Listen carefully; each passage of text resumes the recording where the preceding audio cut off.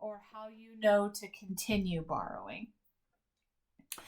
Okay, so the first thing you're going to do is you're going to go to the ones column and you're going to say, if I have 2 cookies, can I give my friend 9? So would you be able to give your friend 9 cookies or no? Yes. You would? No. So you're going to make this into a 12, and then you're going to do 12 minus 9 is 3. Now you're going to go to the second column, and this, because we borrowed here, becomes a 0. If I have 0 cookies, can I give my friend 9? No. So I have to borrow from my neighbor. This becomes a 10, and because I borrowed, this becomes a 0. If I have 0 cookies, can I give my friend 4? No. So I borrow 1 from this one, and this becomes a 10. If I have 1 cookie, can I give my friend 4? No. So you make this into an 11, and this becomes a 2. If I have 2 cookies, can I give my friend 3? No. So I make this into a 12, and I make this into a 3. So you always ask the question, can you, if you have the top number of cookies, could you give your neighbor the bottom?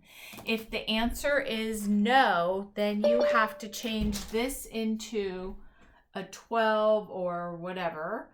And then you just go line by line, column by column, and you keep asking the question. Whenever you have enough cookies to give your neighbor that amount, you don't have to borrow on that row. Does that make sense? Yes. Okay, so now we do the math. 12 minus 9 is 3. 10 minus 9 is 1. 10 minus 4 is 6. 11 minus 4 is 7. 12 minus 3 is 9. And 3 minus 2 is 1. So always ask the question, if I have this many cookies, can I give my neighbor this many? And you only borrow when you don't have enough cookies, and the only way to borrow is go to the next door neighbor, and if it's a 1, it turns into a 0. If it's a 2, it turns into a 1. If it's a 3, you would cross it out and it would turn into a 2. If it was a 4, then you would cross it out and it would turn into a 3. If it's a 5, you would cross it out. So it just goes down by one number.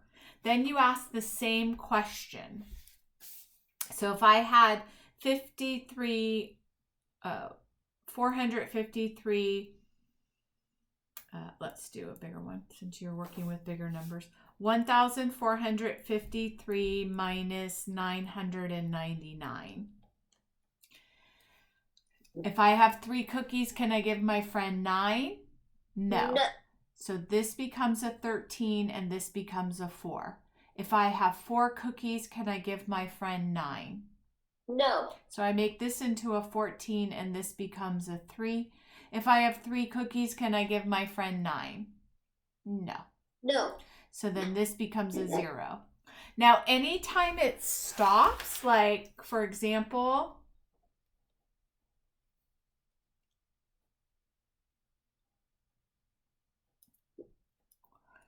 for this one, if I have 6 cookies, can I give my friend 7? No. So I put it, this is 16, this is a 1. If I have 1 cookie, can I give my friend 0? Yes. Yes. If I have 3 cookies, can I give my friend 1? Yes. If I have 5 cookies, can I give my friend 1? Yes. So then I only have to borrow on this one right here because I had enough cookies for the rest of the rows.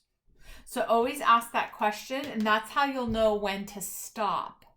And then I'm going to show you a good trick. So suppose you had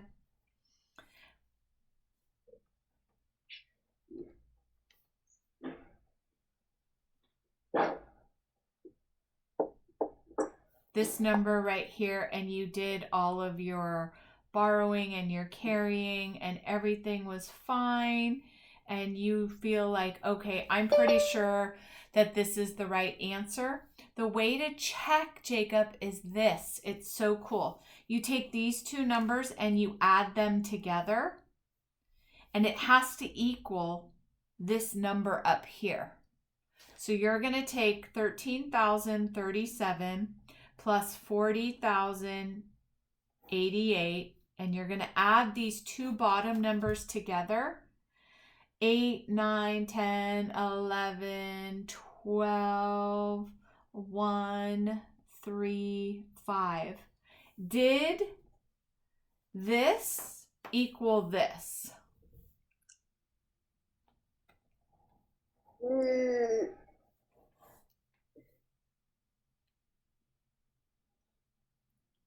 Yes. Yes. So that's how we know we got the answer right. If it does not, then we know we did some kind of error right here.